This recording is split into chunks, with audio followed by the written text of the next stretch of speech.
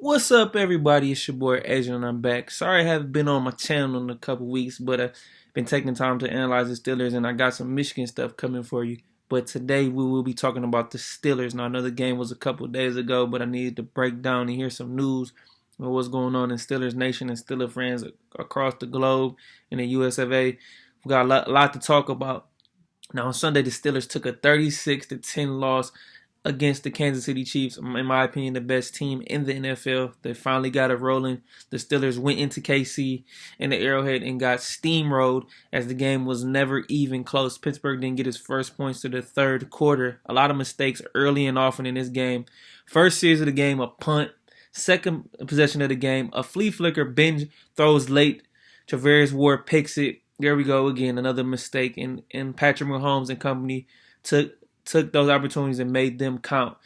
Not having Kelsey didn't matter. Tyreek Hill played. Byron Pringle had 2 touchdowns. DeMarcus Robinson, Pat spread that ball all around the field. The Steelers ultimately just couldn't get anything going. 1 for 4 in the red zone. This is their third blowout this year. 2 was already to the division rival Cincinnati Bengals, who are leading the division right now, and this one goes to the Kansas City Chiefs. Now, the strength of this team, I would say, is the wide receiver core. Deontay Johnson had an okay game. He had a fumble, a couple of drops. Claypool wasn't too much involved. He had a couple catches on one series, but Boswell missed a field goal. Big Ben's arm strength is not good anymore. We know this. He doesn't throw the ball down the field. None hence. That's why Ray McLeod has been such a big factor in his offense late in these last couple of weeks. Big Ben can only throw it short. And the fact that he doesn't have Juju says it all. He can't throw the short game, and he's not throwing the ball downfield, which is Chase Claypool and James Washington's biggest strength. Pat Freiermuth didn't play in this game. But, I mean, it doesn't really matter because then again, another 3 turnovers, 2 by Big Ben, a fumble, which KC got inside their own 10. They ended up getting, I believe they ended up scoring on that. It was 23-0 going into halftime, and the Steelers, like I said, could not get nothing going. Which leaves us to where we're at. 7-7-1 with 2 weeks left in the season. It's weird because now it's a 17 game this season. Now, they end the season at home Monday night. This Monday night upcoming against the Cleveland Browns, which Cleveland's right below the Steelers at 12. The Steelers sit at 11th. We got we got 7 spots now. So at 5 we got Indy, 6 we got New England, 7th. And then 7th you got Miami, who's on a tear right now on a 7-game winning streak. 8 you got Baltimore, 9 you got the Chargers, and 10 you got the Vegas Raiders, who have the tiebreaker had they go to that against the Steelers because they beat them in Heinz Field. Steelers have a long way to go. Maybe they have an outside shot of getting in the playoffs and maybe winning this division. Baltimore has been banged up. Lamar Jackson has been hurt. Just know the Chargers had a bad loss. Vegas, Miami, Tua, I don't believe in them. The defense is good. New England, I believe, will get in. They're good. And I think the Colts are on the road, although Carson Wentz just tested positive for COVID.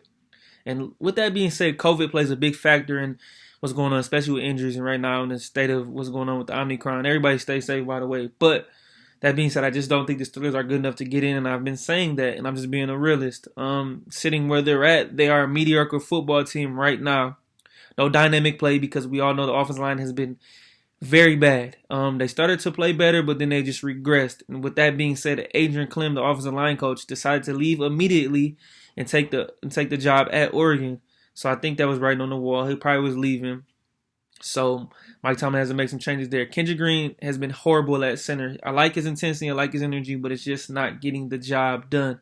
So there's a lot of things that need to be changed, but there's not too much you can really do in season right now.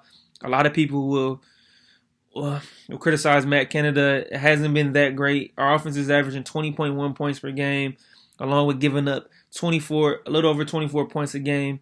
They have the worst. They have a minus 70 point per game differential in the NFL. That is by far one of the worst in the league. You cannot get that done when you're giving up more than you're scoring. But I'm not going to be as hard on the defense. They've had COVID problems. They've had injuries. Minka, he's having a phenomenal season. He's had to cover up for a lot of these flaws. Spillane's not getting a job. Devin was out with COVID. It's just not impressive at all. Minka finished with 12 tackles. He had a pass defended. What else do you ask of this man? He's gonna get his payday. He's gonna get his just due. But I think Terrell Edmonds should be back too, along with Minka on a friendly deal. But I won't get too much into what's going on in the offseason. But we just all know that it's time for Big Ben to go. It's time to figure out what they're going to do with this offensive line, and time to figure out who is going to be the next starting quarterback of this Pittsburgh Steelers. We have 2 games left. For all those people who want to see Mike Tomlin fired, that is just absolutely crazy, and that's absolutely ridiculous. There needs to be some personnel scheme changes. There needs to be a roster changes. I believe the Steelers have a top 5 salary cap space next in the offseason, so they're going to have to see what they're going to prioritize. Right now, they're trying to finish this season out. And by the way, T.J. Watt, shout out to him. He still leads the league in sacks with 17.5. He was playing with some broken ribs. He should not have been out there. He had 1 tackle. It's really not a factor. Give him credit, but I don't want to see him hurt himself and sacrifice himself. But like I said, what happened in this game, and the Steelers need to figure out what they're going to do next, because this writing was on the wall 3 years ago, like I said, when they should have got rid of Big Ben and they didn't do it. They should have, or at least had a succession plan. And look where they're at now, trapped in a corner right now. And there's a lot of decisions, a lot of things that need to be figured out and made. But they're going to have to make the most of these next 2 weeks. There's nothing better that I would like to see than ruin the Browns season and completely put them out, and then ruin Baltimore's and completely put them out. Because I believe Cincinnati is going to win this division.